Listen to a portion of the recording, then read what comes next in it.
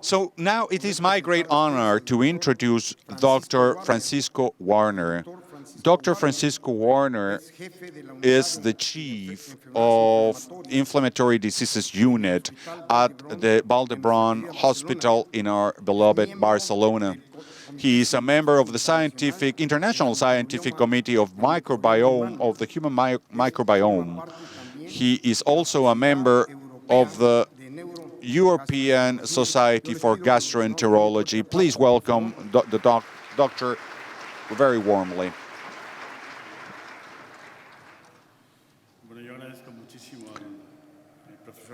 Thank you, Professor Ramirez-Mayans, for thinking about me, and I thank Biocodex for the organization of this great session. And since we are short on time and we want to keep everything according to schedule, let's go on. I want to show you our main problem. Our main problem here is that we are populated by skin bacteria, mouth bacteria, bacteria in all cavities that communicate to the outside of our body. Most of these organisms are not known to us, but we certainly know that they are opportunistic, they produce diarrhea, vaginosis, and problems in our teeth. This is our experience, and this has led us to think that we had to be rid of them. In our ideal world would be a bacteria-free world. At some point, this was a thought that was around the scientific community, and yet it was proven later on that our world cannot live without bacteria. We have been, we know that our solar system has existed for 4.5 billion years. The moon came very shortly after the Earth, but in this short period, something happened. We find the first bacteria fossils, and these are called cyanobacteria. These cyanobacteria are still on Earth today, and they are the main component of the marine plankton, both in saltwater and in freshwater. Plankton is microorganism, a great family of bacteria that have developed a very interesting capacity. They are able to absorb solar energy and transform it into chemical hydrocarbonated binds that store energy. In the absence of the sun, they degrade this energy and recover it. That is the starting point of life. And from there, bacteria come that are transformed into chloroplasts in vegetables, in plants, and they capture this solar energy and synthesizes chemically, and then come the mitochondria, bacteria that are present in the animal eukaryotic cell, which do the opposite process. They degrade hydrocarbonated products. They are at the origin of life because they are the key to how we can live on an Earth that is illuminated by the sun, spinning around the sun. And they also have the capacity to generate hydrogen and convert it into nitrates. They have the capacity to capture oxygen, CO2, and they generate an atmosphere that protects us from UV rays that would destroy animals living on the surface of the Earth. There were no animals on the surface of our Earth until many millions of years later. These bacteria that lived in water, they were protected because they lived in the water, could be able to generate an atmosphere. And then you can see that the eukaryotic cell came later, complex animals much later, and man much, much later. If we eliminated bacteria, this Earth would become this, the moon. An inert rock, no living function, nothing on it. And then there will never be a process to eliminate bacteria. Rather than eliminate it, we have to understand them. And it's not hard. Prokaryotes, these microorganisms, are characterized for a small number of genes, 400 genes, 4,000 genes, 1,000 genes, something like that. Animals are talking about 20,000, 25,000 genes. Bacteria have 1,000, 4,000, depending on the type, and they are not protected. So there can be a lot of horizontal gene transfer, and this demands something that is important. If you don't have all genetic resources, you have to work as a team in order to survive. And this has led them to live in multi-species communities, and then they have all the necessary resources. So we know those bacteria that have a lot of genes. It's not that they grow, it's just that they have 2,000, 3,000, 4,000 genes, but we don't culture bacteria with 600 or 700 genes because they don't have that work network, and they are the majority. But this also makes them able to adapt to so many situations, like different weathers, different climatic situations. They can live in the North Pole, they can live in the austral ice, they can live on a rock, they can live in Africa, in the Sahara Desert. They adapt by changing the composition of bacteria in the ecosystem with different resources in order to survive. Now let's see eukaryotes, animals and plants. 25,000 genes coding proteins and proteins. That's what man has. But we're not the ones that have more. 4,000 genes are present in rice, more than in humans. The difference is that rice has to grow wherever it falls. Nobody will help it. It has no mother. It has no father to support it. It needs a great number of genes in order to live. But with 25,000 genes, we do not have genes that can synthesize essential amino acids. Our body, 21% of our body is proteins. And proteins are made up of a brick that is called amino acids. You all know that. So there is a group of essential amino acids that we cannot synthesize, and we cannot extract energy from plants.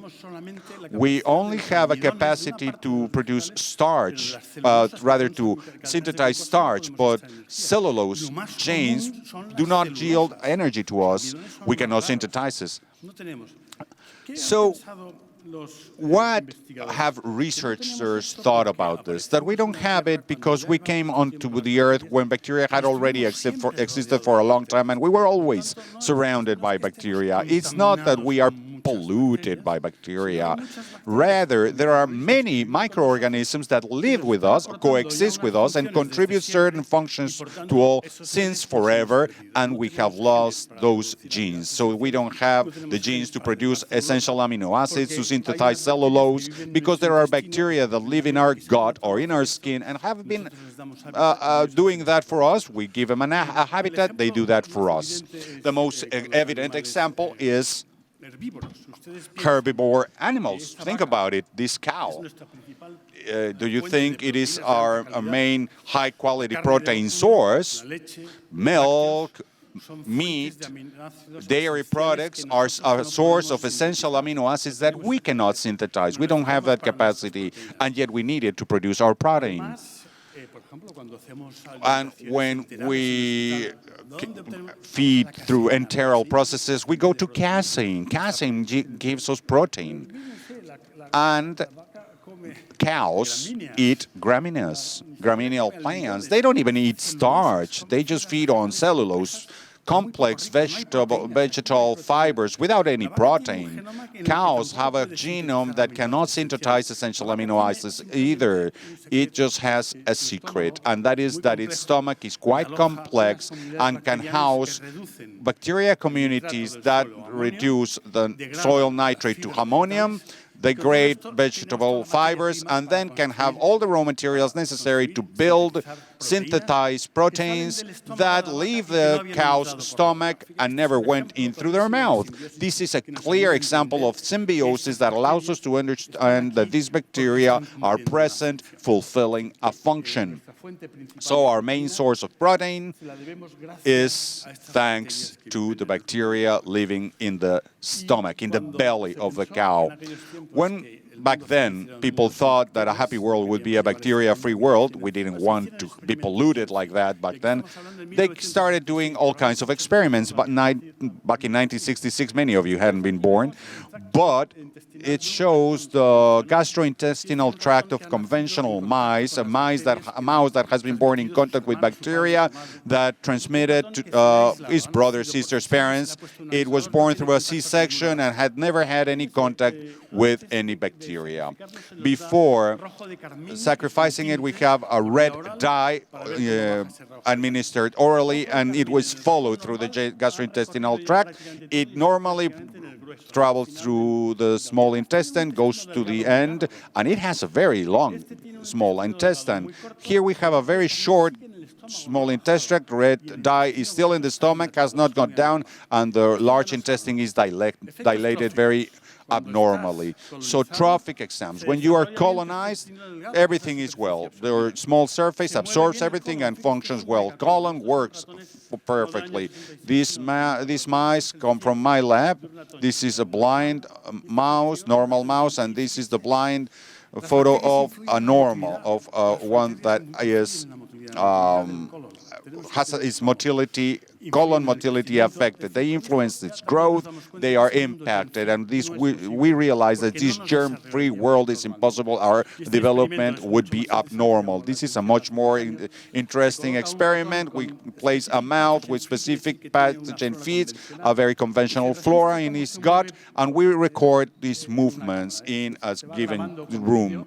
We record it on video. The blue dots is wherever he stops. So in 10 minutes, he goes everywhere. He learns, and he never stops in the middle. Stopping in the middle for a mouse is a great risk because predators can attack them. So they normally tend to go to the corners. They would normally travel to the corner in any kind of room. But a germ-free mouse goes directly to the center and remains there for an hour. So their behavior is normal, not their natural behavior. This not normal behavior is produced also because their brain is developed differently.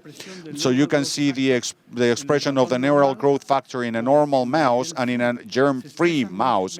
Their expression is BDNF different, and neural factor as well. So being colonized by bacteria sends signals that have an effect on our conduct, on our behavior. An example of our behavior is our social conduct. Here we have an example where we have a mouse in this bell. This one is empty. We put our mouse in the middle. Let's see if he's curious. Where is he going to go? Red is the time he spends next to the inhabited bell, and blue is the time he spends next to the empty bell. And you can see clearly that the mouse, a normal mouse, the conventional mouse, is curious, spends longer surrounding the inhabited bell.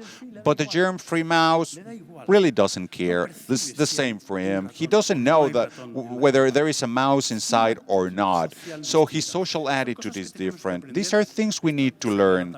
And we'll be talking about this today, of course, the impact on bacteria in our gut through endocrine cells in our enteral system, nervous system in our intestine, generates reasons that signals that we don't know yet completely. Testing blood, we find 35% of human blood products coming from bacteria, and we don't really know what it all is. We're just finding out. Okay, this mice test led us to propose more than 10 years ago that this impacted our metabolic function, added cellulose to us, and we're able to recover energy from plants, contributed genes that produce amino acids and vitamins. So we have a genetic background, but the genes of our bacterials are also our genetic background, and they produce metabolic functions beneficial for us. Defensive functions, when we are covered in bacteria, for instance, we avoid that open niche that could be occupied by invaders, and they also give us trophic functions, for instance, in our brain. And on interacting with us, they start functions that would otherwise not be affected, and even our brains develop differently, including our immune systems, of which we'll be talking next. Now, I have to ask, do we know that between our stomach and our small intestine, whatever we eat is digested in 2, 3, 4 hours? Of course we do. Everything comes to the stomach, goes into the small intestine, and 4 hours later it's waste. And then, as it turns out, this waste, instead of going out on the street, remains for 2 days, 3 days in there at 37 degrees. We don't excrete that waste. So the question is, why? It's not a vital organ, of course. We can excise it. But why do we keep all this waste for 2 days if we can digest it in 4 hours? So why do we, men, keep this trash for 2 days in our colon? Well, we're just beginning to understand. If we want to eat a healthy diet with vegetarian components, this is what comes here. This is a saccharolytic activity that grows bacteria for us. And this bacteria produces short-chain fatty acids, amino acids. These bacteria give enough amino acids to vegetarians. These bacteria produce something that might affect our brain positively. These metabolites in our blood. So these bacteria stimulate our immune system. When all of this non-absorbable content is depleted in 1 or 2 days, then we go to a proteolytic activity. What happens is that the vegetal substratum has been depleted and bacteria live on epithelial cells that are torn off. About 150 grams of protein through cell squamation. So the intestine, the gut requires a lot of cellular replication. And here we see proteolytic activity, that is the fermentation, putrefaction. It smells bad, sulfitric acid, genotopics are produced, and genotoxic products affecting the genome of the epithelial cell are produced. And we might say that in this saccharolytic phase is shorter, but then we will have these polyps and begin to see cancers that we, of course, see it sometimes in our daily practice. So what's most interesting is it seems like we doctors have thought that the immune system is to get rid of mucus and through vaccines. Okay, that is true. But look, between the amygdala and the pharynx, there are lymphoid folliculi in the hundreds. And here we're talking about 30,000 follicles in the colon. There are 30,000 in our human being. This is, of course, data for human being. In the Payet plate, we have 100 to 250. That's exactly where bacteria accumulate. So not only bacteria, but other kinds of microbes are stored in different places. There is a special epithelial that captures antigens from light, and an immune system is developed that says we have to recognize our own and reject everything outside. That's what transplant surgeons used to say. But that's not true. We don't have to reject what is exterior. Gluten is an external antigen. We don't need to reject it. We need to accept it. The great decision here is that we have to reject pathogens and we have to accept our friends.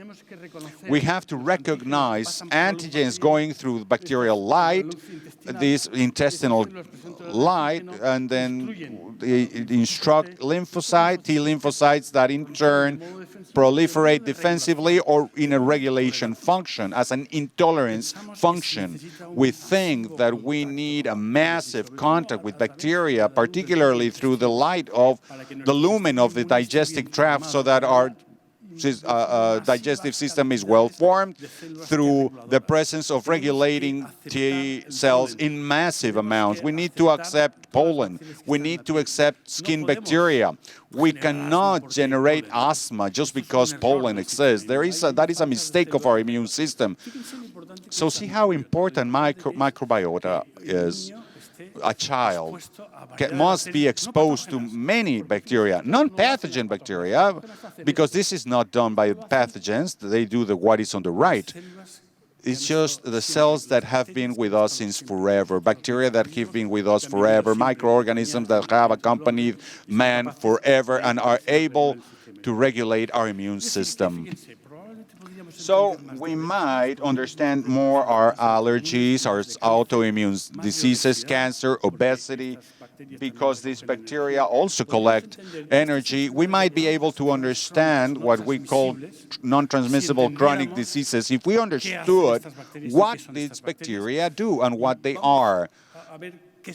And let's see what we know. In my opinion, we are in the Stone Age in this area. But look, this is our first study, 2005, where we took a sample of the colon mucosa, extracted DNA, sequenced everything that we could, and looked for a gene, the gene 16. Of course, all bacteria have ribosomes, and we found the 16cc gene, and from that we create a whole database. According to the sequencing of that gene, we can know the name of that bacteria, or at least to what family it belongs. So we do kind of phylogenetic trees, something like a family tree. When the genes are very similar, even if they are not the same bacteria, they are a variety, a strain of the same species. So this is where we come Bacteroidetes and Firmicutes were for the first time, because 90% of the cells are attributed to two kinds of bacteria. These two I just mentioned. The rest are protobacteria and actinobacteria. About 100% are divided into 4 classes of bacteria. There are 50 on the floor, on the soil, for instance. This is the phylogenetic tree of the soil on the left, and on the right, humans. So the 4 families are present, some cyanobacteria too. But see, these data banks have about 5,000 well-identified species, and yet, this is about a year ago, scientists cannot tell us if there are 400,000 or 4 million different species of bacteria in our Earth. We don't know if we are halfway through at the beginning of the road, or we are 1,000 years from sequencing everything. And this is important because many studies have a lot of limitations because of this. So from this system, we can know that the most abundant bacteria are bacteroids. So we are now talking about genders or Bifidobacteria, Bacteroides, Bifidobacterium, and all of these are producers of butyric acids. What feeds the epithelium, and the Blautia, which is an important bacteria, which consumes oxygen, hydrogen gas.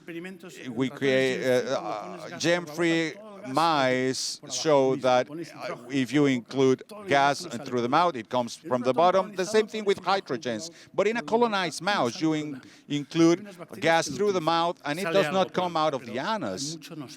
It comes from other places. Why? Because of the presence or absence of Blautia. This also proved that there were studies called main components studies, where every sample or every dot, let's say, is a sample of fecal matter of an individual who has been sequenced.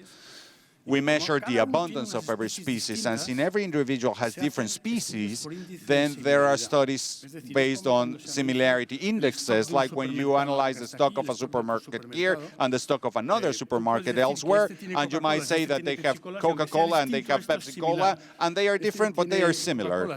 They have Coca-Cola, and this has soaps that is not so similar. There's more distance.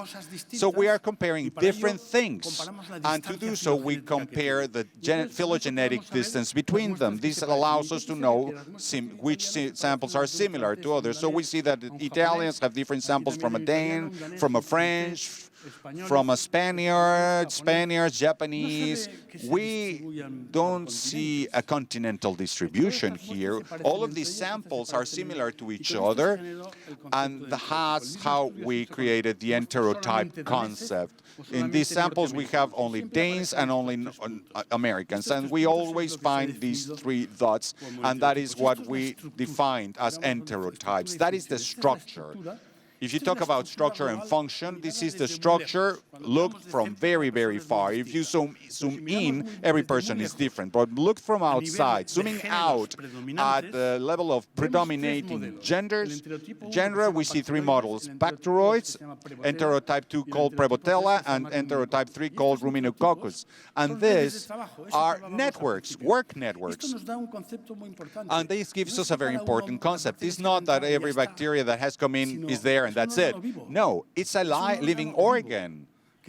that is working, interacting, creating network, transferring metabolic products, transferring information to each other and between them, and have positive and negative relations. Here you have these ones, and here you have these ones. So it's a living organ that adapts to what we eat, to what we do, always maintaining a structure with hierarchies that we do not determine. They determine them themselves.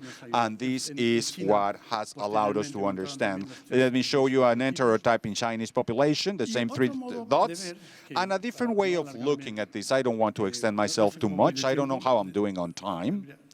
5 minutes? Okay, thank you. Another way to look at this is not just the name of bacteria, because sometimes you talk Escherichia coli, and there are pathogen ones produce mortal diseases, and then some are commercialized as probiotics. Some are non-pathogens.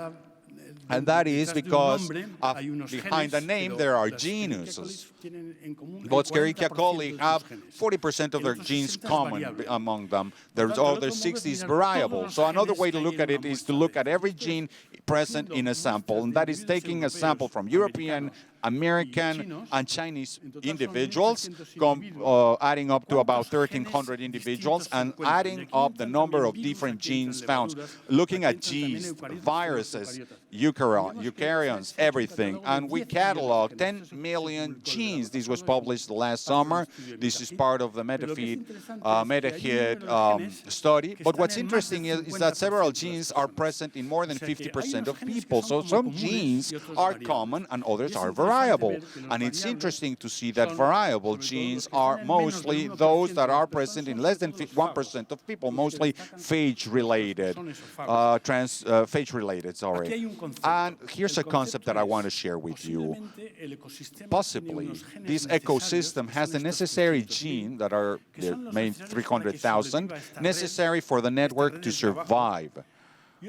And there are other genes that are more depending on the personal stage of each person, what has happened to them, let's say it like that. So we know that there are about 300,000 genes that are common, 25,000 genes present from our parents, and about 300,000 genes that are common of bacteria with all individuals, adding up to 600,000. Every person has 600,000 non-human genes in their gut.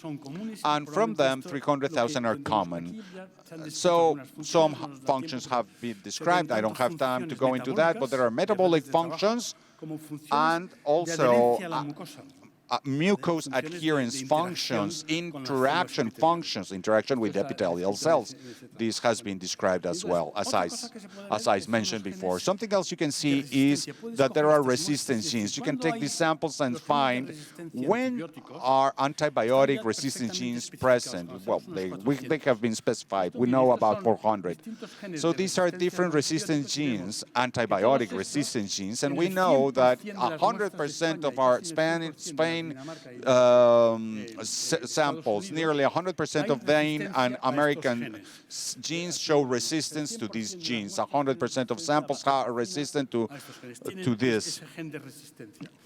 And to bacitracin, for instance. Curiously, we see that animal use approved antibiotics is where we have more gene resistance, and in those that are only for human use, we see less resistance. So this has led us to think that these are coming through the oral path, maybe. In the same paper, they looked for samples at slaughterhouses and isolated some, and it was found that there are a lot of antibiotic traces in slaughterhouses, in Spain, for instance, and a high resistance in genes. So when we use antibiotics in animals that will later be used to feed humans, we cook that product, bacteria disappear, but the antibiotic does not. And the antibiotic is ingested by us in small doses, and the bacteria living with us generate a resistance. So we are learning a lot. I think this, I'm coming to the end. This is the human gut virome.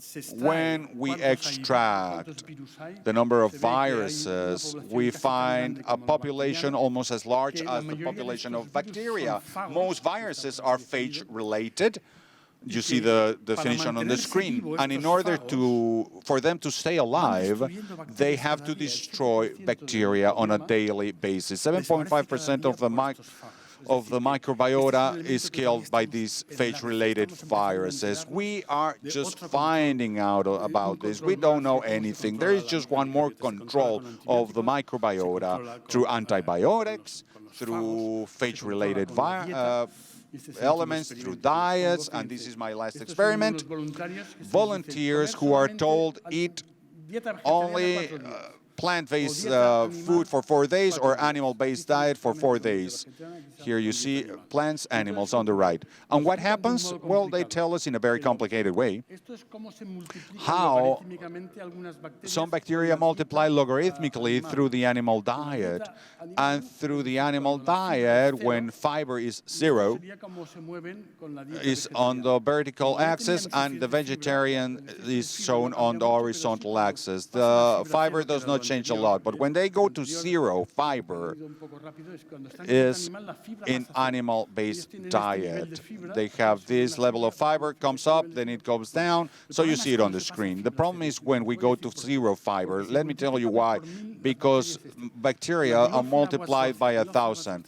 Belophila Wadsworthia, an inflammatory bacteria. Ocelospira, Clostridium orbicindens, Clostridium, and all of these 29, 26 groups contain putrefying bacteria. When we don't have animal fiber, bacteria live on proteolytic cells. These become aggressive, invading bacteria. On the other hand, when we reduce 42 and 48 by 1,000, these are the Bifidobacteria, for instance. So a study is undergoing, we're carrying it out, that when we stop eating plant, we produce a lot of gas, but then when we eat, we produce a lot.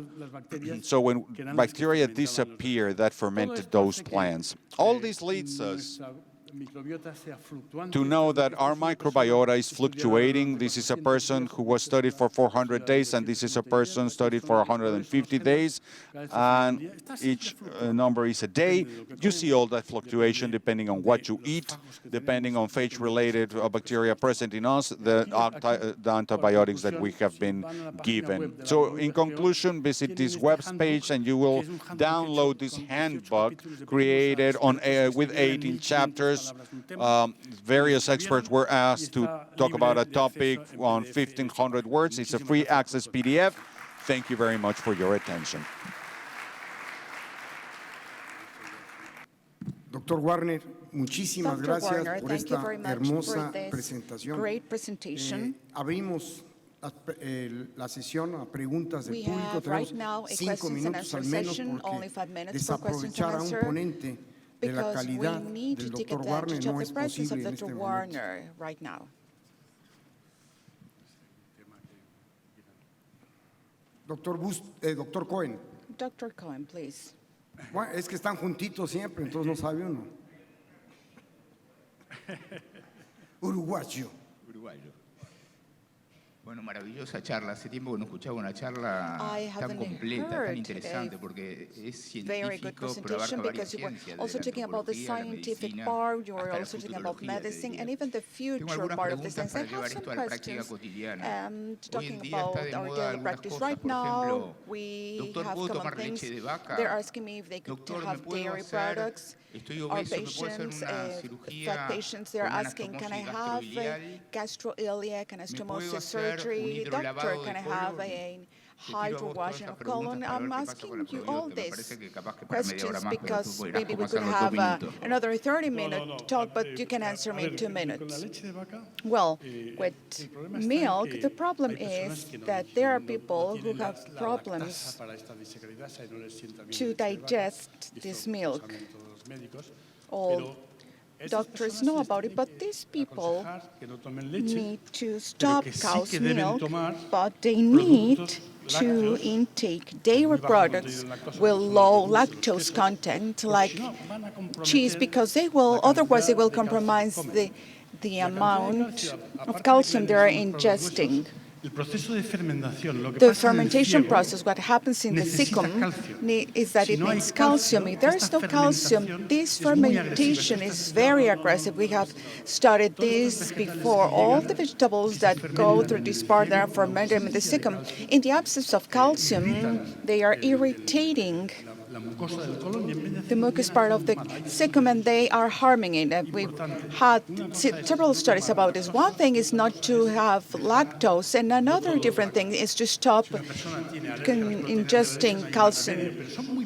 But just a few cases in some patients we have seen, because this is an allergy that could be eliminated throughout the years. Now, column hydrotherapy, the truth is that a few studies that have been developed do not show that it is incorrect, but it's expensive, and we can do a colonoscopy and it could be less expensive. But in healthy people, we've seen that with column washing things, microbiota is well recovered. Maybe some bacteria are not well recovered, but in general we have a good recovery, different from antibiotics, different with them because there is an imbalance, a more important imbalance. Any other question from the audience? Could you please tell your name? I'm Dr. Wilfredo Coronel from Paraguay. Professor, you were talking about allergies and autoimmune diseases that we need to take into account. And we know we have celiac diseases, and allergologists and immunologists would not have any work if those diseases do not exist. And then you were talking about it. What is happening right now is that we have additional diagnosis, or are we altering microbiota because we have, again, these diseases in our patients? We don't know what's happening yet.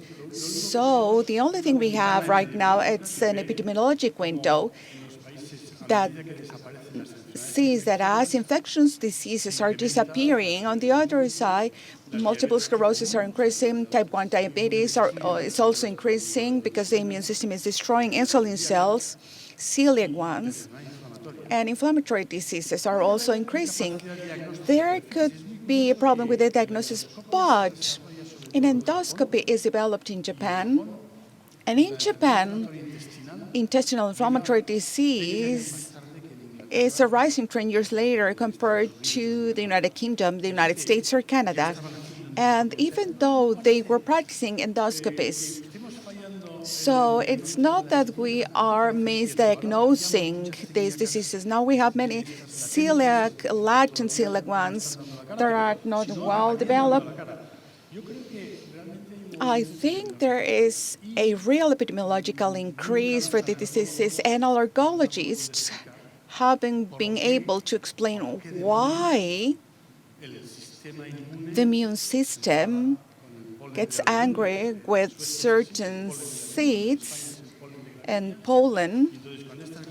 So when they have this pollen in the air, then the system gets inflamed, the wall gets thickened, and there's not enough space to have air go through this. Why there is a rejection response when we didn't need to reject anybody? We do need to reject antigens. This is a concept that was introduced people from transplants. No, we need to tolerate different antigens. Bacteria that we have in the eye, the ones that we have in the skin, we need to tolerate different type of bacteria. So we think there's less exposure. For example, just to be brief, there is a recent study published in Pediatrics that says that in homes where they use dishwashers, there's more allergy in children compared to homes where they hand wash dishes. The washing machine kills almost all bacteria because they use 65 centigrade degrees water. When you're hand washing dishes, then you cannot use that temperature. So dishes are contaminated with common bacteria. That's why the children don't show any type of disease. So when we are rejecting exposure to bacteria that were the ones that were living with us, maybe that's the origin for those diseases. Dr. Guarner, I have a question for you that from the nutritional point of view, it's very interesting for all of us. Some of us are pediatricians, and you were saying that the human being free of bacteria is not producing essential amino acids. So what are the bacteria that are participating there? Are the Bifidobacteria participating there? No, I don't know how to answer that. We've studied that, and Dr. Turrell and the belly, cow's belly, they say they have different bacteria. Any other question? My name is Valentin Corrales. I'm a pediatrician from Panama. And I have a patient that had different doctors from different specialties trying to find the origin of her disease, and we finally concluded that there's a dysautonomy problem. The chart that you have presented has allowed me to see different things that maybe, as we see that there are certain doctors that have adult patients with diabetes, and their dysautonomy is having them to have a misprognosis. So as I didn't know the syndrome and I had to do a lot of research, I've seen that it is not only one case, there are several cases with different patients that are arising. Rheumatologists are also helping here, but I wanted to tell you that the origin might be there, and I didn't know if I could send that patient to that Barcelona because they could offer that patient additional help because this is a new syndrome, but we didn't have an explanation for this. No, you don't need to send this patient to Barcelona. Mexico is closer. Thank you, Dr. Guarner. Again, right now we have the vice president of this event. No more. Sorry, we can have additional questions later on. The vice president of this event, Dr. Marui, will do the presentation for the following speakers.